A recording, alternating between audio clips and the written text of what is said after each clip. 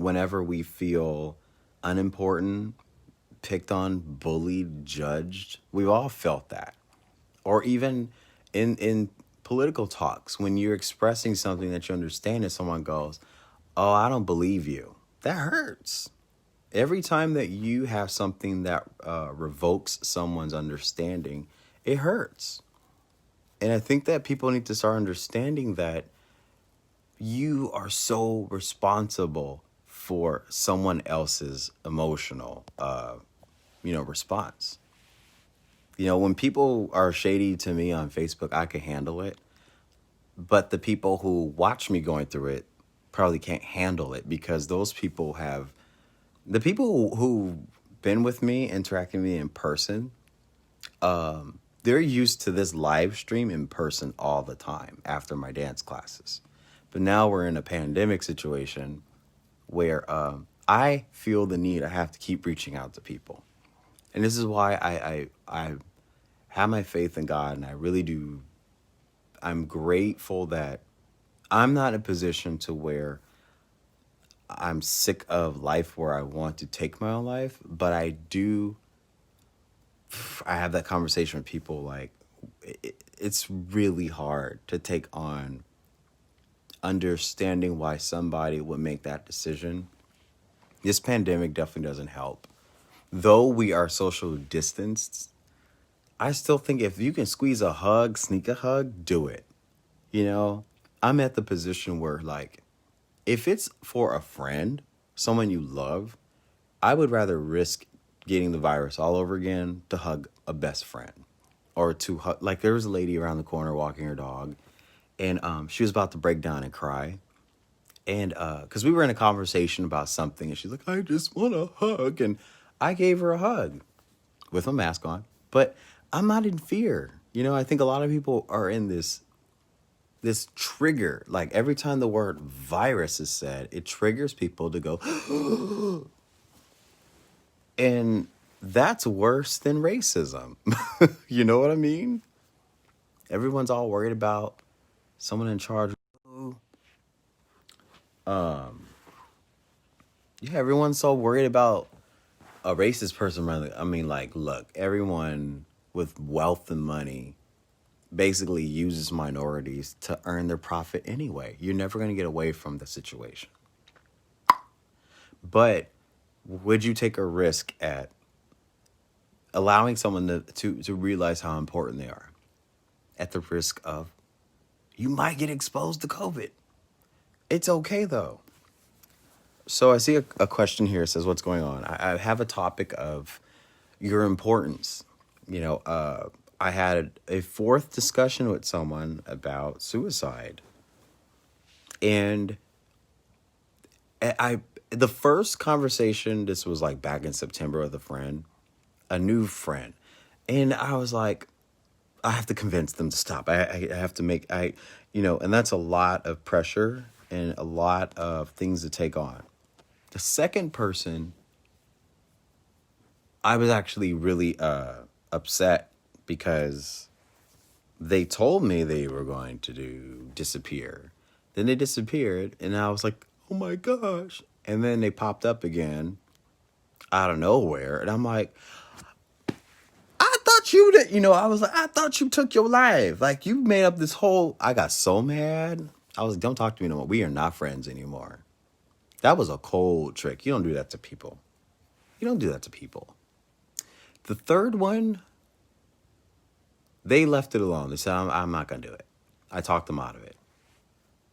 And the person who wanted to do this, the third one, it was because he had a condition on his body. I think it was psoriasis.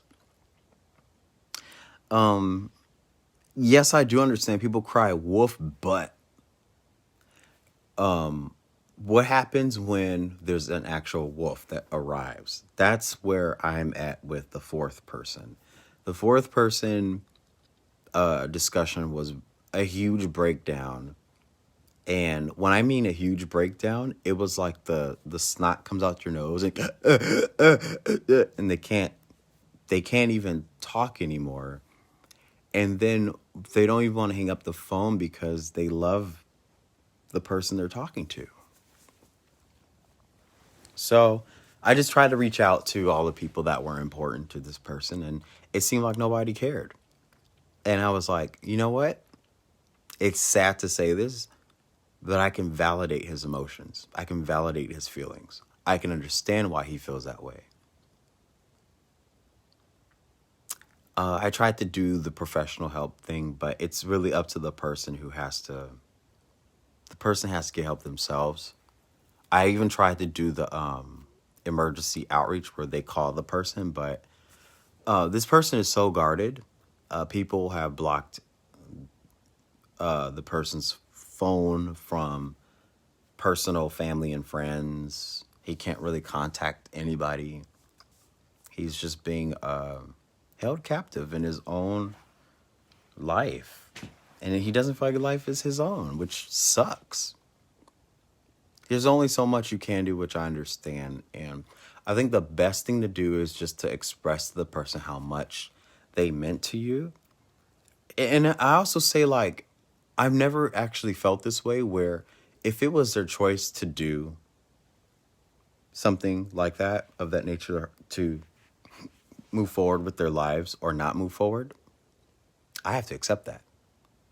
And the person needs to know that I will not feel negative towards you if you make this decision. There will only be more love, sadness, but more love. And I think like that, I've never really was in that mind frame ever. But it would be so selfish for any of us to say, but I need you to stay here. I don't want you to take, I don't want you to go. But if the person stays, they're only going to suffer because the area and the people around this person are the ones sabotaging him mentally and making him feel unimportant. And the pandemic on top of that doesn't help because no one's there to embrace him through his depression and his thoughts. So now we move on to what can someone do in this gap right now? We're all in a position where we're at home and trying to figure out what do we do. I always say find a gift. Find a special gift of yours. Do something. Figure something out. Like for me, I would say it's as easy as you could buy incense, right? And find which ones smell good, right? Which ones make you like, ah. And then try to like be still for 10 minutes. And then that's when we call it meditation, right? And in your meditative state of mind, we call this stasis because you're this is going to sound weird, but I always believe in our soul. Our soul is able to feel and communicate things that are not on the earth. Maybe they're in the universe somewhere. We don't know. There's no proof of that. But we feel like something's very familiar when we go into a stasis, when we meditate, when we do yoga, when we pray, or when we do our Nam Myoho Renge Kyo. Everybody who does something on the wavelength of faith and trusting yourself, we feel a resonance. Hi, Nee, yay! Anyway, hi, Michelle. We feel a resonance of something. For example, today, the Schumann resonance, if you didn't know what the Schumann resonance is, the earth has a vibration. It has a binaural vibration. So just like our heartbeat, that is our vibration, right? Our personal physical vibration. The earth has one too. And so let's say that the earth has this harmonious sound. And let's just say today was the first time that it went. So I think everyone was either really giggly today or there was a lot of tension at random points. There were things that happened. They were like, whoa, where did that come from? Right? A sudden, whoa, what was that? We were feeling something. And that's the connection to earth. Yay! You have an amethyst? I'm never taking this off. This amethyst has really like been my saving grace in 2020. So when I dated a moron in March, oh, I forgive. Ugh. But I saw I had one like this from the moron, and then I lost it. And that's when I realized I needed one of my own, not one that was already with somebody. So yes. So we're back to finding out your gifts. I think the I found out my gift, and a lot of people do this to me. They go, "Your gift is teaching dance." Like I am more than just a dance teacher. I do more than teach dance. I'm a clairvoyant, so there's a lot of opportunity for me to do things. I study astronomy, astrology, numerology, astrotheology. I do math for finance. There's a lot of different things that I do, but then there's an intersection where they all can work in the same. Like, I think right now, all my gifts collided and they're making a harmonious interaction with each other right now. So, my gift right now is really to encourage others who are doing their gifts, creating platforms where people can still advertise their own gifts. So that's what I've been busy doing. If you haven't really been seeing me a lot on Facebook, it's really I've been trying to encourage my groups. I have a group called Beautiful Souls. I've been trying to get people to share what their journeys are, but I guess people are still shy. But they're still sharing like videos and things that make you go, "Aw." And it's a positive group with a positive vibration because there's just too much chaos on the normal feed for Facebook. Oh, I also found out that funny things really raise your vibration to keep you uplifted. And laughing actually helps eliminate depression. Because we all know that depression cycles only last 3 days to a week. They go away and come back. They go away and come back in waves. So if you can find time to laugh in between your sorrows, it's okay to feel your sorrows. But I think in terms of your gift, you got to figure out how to channel your sorrow and you have to convert it into the light. And that's where I lose the battle with certain people when I'm like, oh, I always tell people, don't hurt yourself. Don't do this. Don't do that. But they'll do it anyway because there's no avenue to release that darkness. And I always share with people like, I am not a perfect person. I'm so far from perfect. But my own personal intention is to shed my darkness by doing things for the light. It's almost like peeling a banana. Each time I'm doing something that I feel is for a greater good, I feel like a piece of that darkness that I have lingered and carried is peeling off. And I think it's a great tool to utilize every day. Like every day I wake up and I always feel like, I tell my psychiatrist this too. He's like, why do you do that to yourself? It's like sabotage. I'm like, I know, but if I feel like I'm imperfect in the beginning of the morning, but then by night I feel like I've done so much, I feel accomplished. I know it's bad to put that kind of pressure on yourself, but I feel accomplished by the time I go to bed. But then I carry anxiety because I put pressure on myself. But I always feel like we always have something to do every day. Yes, the light definitely always burns brighter in the darkness. And sometimes we need the dark to enhance the light. Or without darkness, the light wouldn't know what to do, you know? Anyways, a gift, I would say someone can be doing essential oils. We just have to break this barrier of touch. Because like I remember when I was trying to sell these, people were really afraid to receive my necklaces during a pandemic.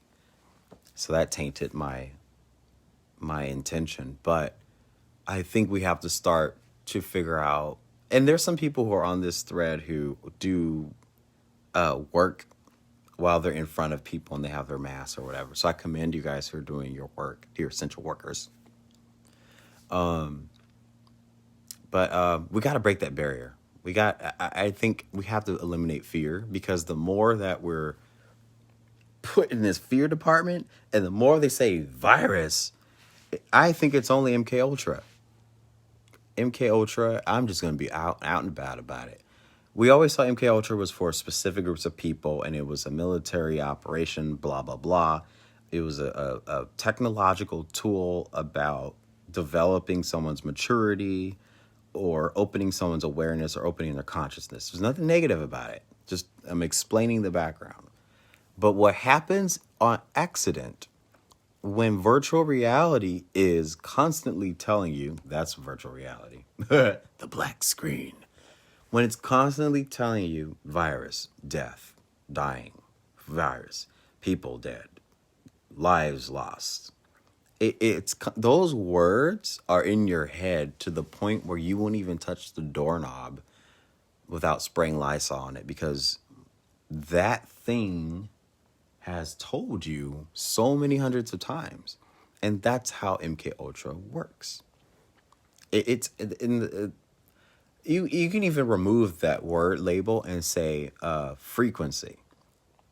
If a word carried frequency, like let's say love, if you said love 1,000 times, I bet you would start crying at 100, right?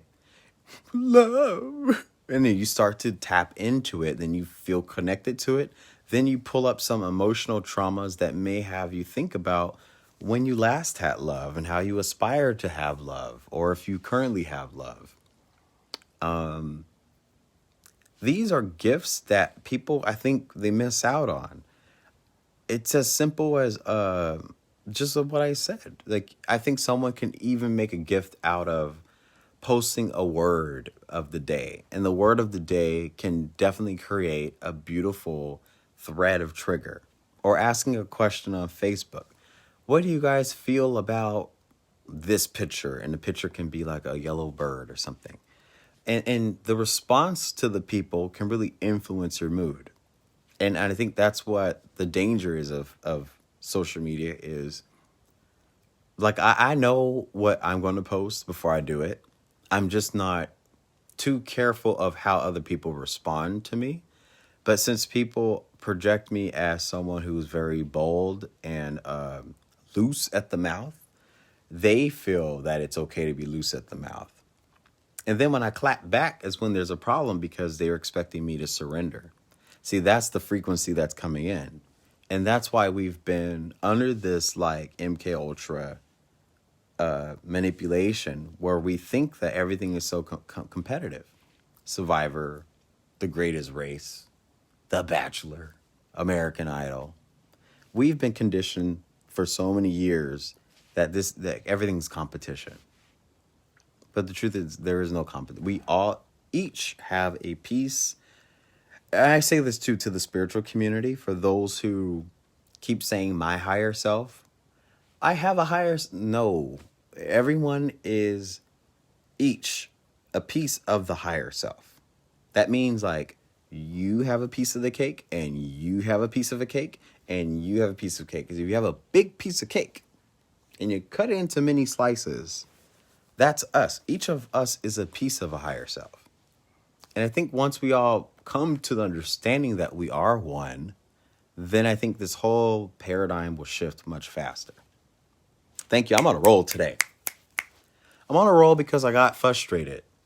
I got frustrated because someone I really cared about told me something that can break my heart within 24 hours if they do this to themselves. And then I have to carry that burden with myself for the rest of my life, which I don't want to carry any more burdens, of tragedy. And that's just where I'm drawing the line is I'm carrying tragedy for the sake of other people who are not accountable of what they had inflicted onto someone else. And so now I'm just speaking up, saying, let me convert the negative to positive.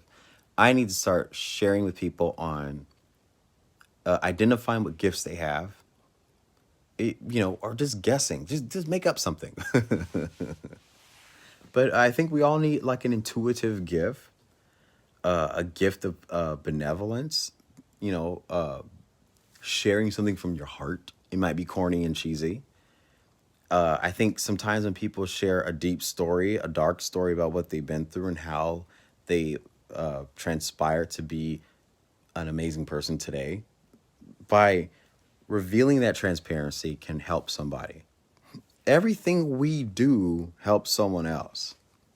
And I think that's why I've always never gave up at teaching dance, because it really wasn't about me.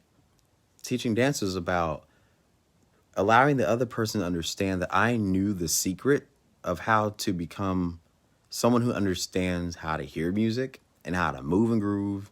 And Joanne, if you're still here, she's seen 60, 70, and 80-year-olds in my class dancing exactly like me. Well, not exactly that. Dancing as fast as I am and keeping up with me. Why? Because I understood how to use frequency, and frequency is the best way to communicate to other people. Yeah, you are here. Remember Papa, the 81-year-old Japanese guy, Papa? He's still doing YouTube. He's on my YouTube videos. He's dancing. But like dance has really learned me how to use frequency to help other people.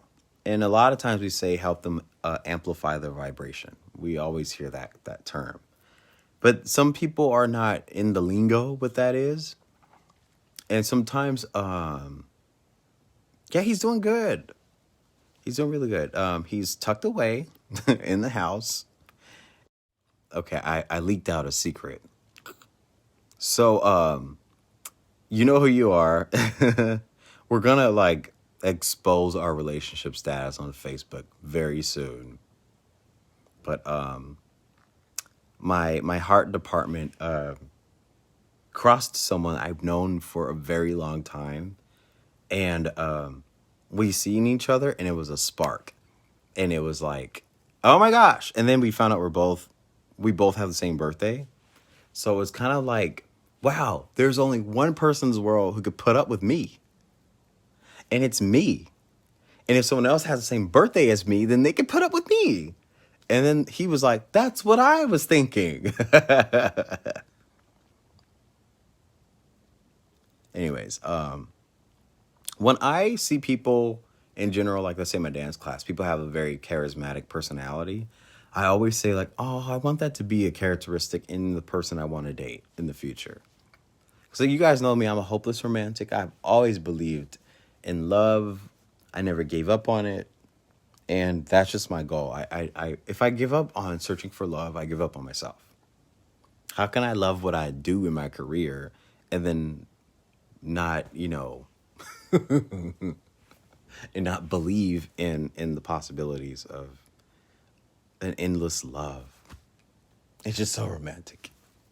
But I'm a little bashful, and I'm about to blush right now. But yeah. You didn't think I could blush, huh? Look at me blush. Yeah, yeah. Anyway, I need to wrap this up because I need to call someone who's special. What was the last thing I wanted to say? So we went over you are important, learning your gifts. And I think this will be a conversation I'll continue throughout next week because I'm psychic and I sense that things are going to get a little funky as we get towards the 17th. And then the 21st is going to be a little weird. So I just want to be here with people. I always wanted to share if you guys are going through anything or you're not feeling heard, you can definitely message me. There's a lot of folks who you guys see like my little baggy bags. It's because I spent a lot of time reading. And I'm reading a lot of dialogue, a lot of conversations with people, a lot of messages. But it matters to me. Your life matters to me. Everyone's life matters. You wouldn't be a friend list of me if I never thought that you weren't important. People made harsh decisions this year to get rid of me as a friend over some stupid topics. But if you're still here as a friend, it means that I have your back. And a lot of people know that I have your back. Being a friend doesn't mean that I need you as a friend. Being a friend really means that I support you. And that's why I am your friend. And a lot of people get it wrong. People take the word friendship the wrong way. The best gift you can ever give somebody is your whole self and your whole friendship and your whole heart. There's even people like I have a 65-year-old female friend, and we're like besties when we talk on the phone. But she's very important to me, and I support her. And when I play music, we just, you know, this year definitely reminded me of how much I miss people. I miss a lot of people, and I know what it feels like to be by yourself, alone. You can't even reach out and touch somebody like 5 feet from you. It's hard. But Sweetie Pie is taking a risk to have a date with me on Sunday. And I commend people. I commend a lot of people who are dating right now. The pandemic's probably the best thing that could happen to any single person. Good and bad, because you can get exposed. But is being exposed to COVID worth it if you are searching for love? It is possible. That is a possible question, because a lot of people don't think that way. A lot of people are mostly worried about dying and their family dying. And it's like, well, yeah, but how are you supposed to go back to normalcy? You have to take a risk. Hi, Kat. She's watching my live stream. I love how you guys watch my live stream and you message me at the same time. I'm a multitasker. I have distorted thinking. I can read and talk at the same time. I'm cuckoo. Oh, that's what I want to talk about. The last section. It is totally okay to be crazy. I want to say it. If you are crazy, you think out the box. If what you say is weird or strange to somebody, or people will not believe what you have to say, open your mouth and start talking. If you think something is going to be outrageous and far-fetched, say something. I would rather be the advocate for crazy talk with some articulation. But I think holding things in is only going to destruct your soul conscious, if that makes any sense. Our soul has a consciousness on its own. Like when you walk by somebody and they feel familiar and you just go, hi. And then there's a conversation and you become friends. That is a conscious soul interaction. Your soul is interacting with something, right? Or let's say you're hungry and you're like, I want to eat something. And you go to the store, then you run into an old friend.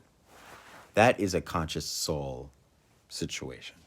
So I think holding things in only burdens your inner self from evolving. And we're on this life journey as humans to learn how to outgrow the human experience and then move on. I kind of always think that way. Shut up, stomach. We just ate. That stomach acts like a dog, I swear. You just ate. I always feel like there's a start, there's a middle. To be quite honest with you guys, I feel like we're coming to an end of something. Everyone feels that. Something just feels so off because we're in this position where no one's doing nothing for us. It's like we've all been neglected as citizens of the state. We've been told there's this virus killing people. We've been locked in the doors. We've been told quarantine, and no one's doing anything about it. A vaccine is not the answer. A cure is the answer. But a cure means there's no finances for the wealthy people. They want to keep you sick. So I'm just saying. But I think that paradigm will collapse. No more getting finance and wealth from the minorities. And because I heard something today.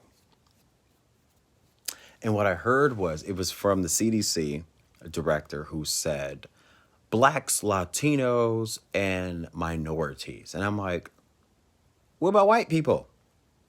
And Chinese, Asian? What happened? What happened to that department? I was actually very upset when I heard him say that. Blacks and Latinos.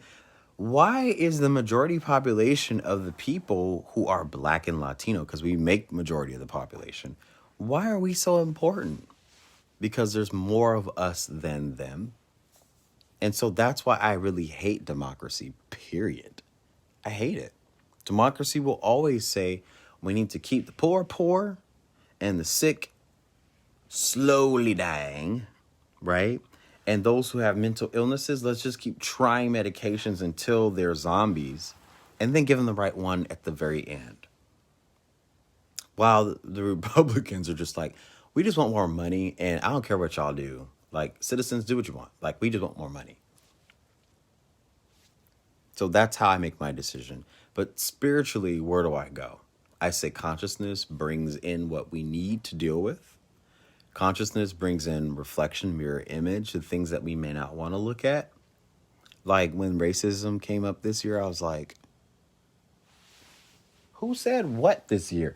What happened? What? And everyone says George Floyd was, and I was like, did he die because he was suffocated, or did he suffocate from having a condition?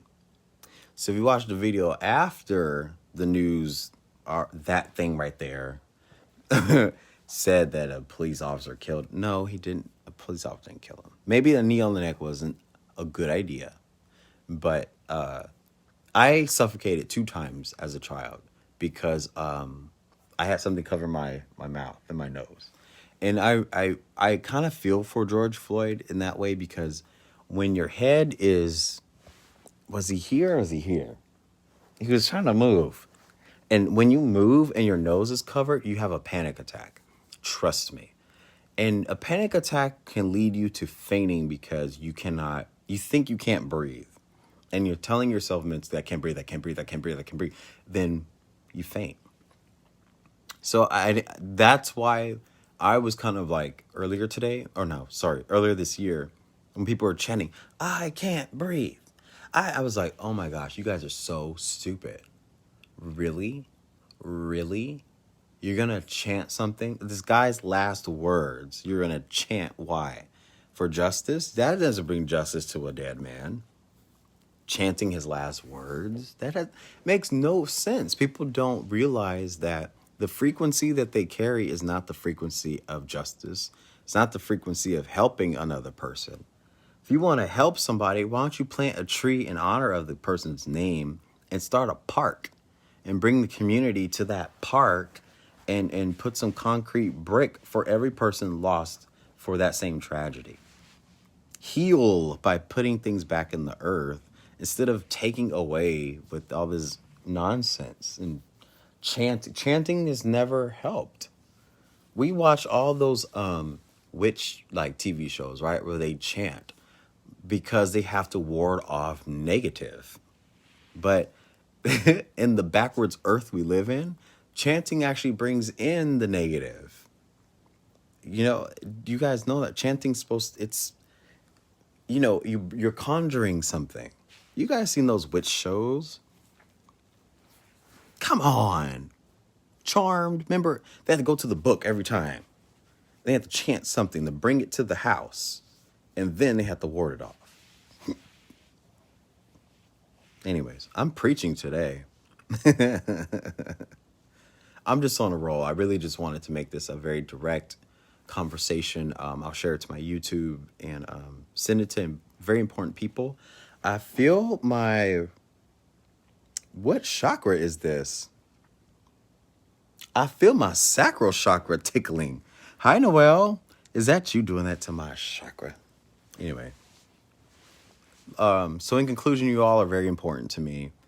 And if you guys want to know how important you are to me, just message me and I will definitely brag about. I remember a lot of stuff about a lot of people. Some of you probably don't even know how much I can remember. But I remember a lot about a lot of people. And that's all I really want to share with everyone. And I never want anybody to feel less than important. And I never want anybody to contemplate hurting yourself because you have a gift. And even just talking is a gift. Drawing a picture when you're sad is a gift.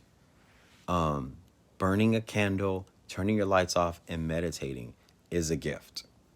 Anything you can contribute healing energy to is a gift. But we have to start figuring out what else can we do besides sit around and contemplate what can I do? All right, everybody, you have a wonderful day. Ciao, ciao. I got to call my boo back. Bye.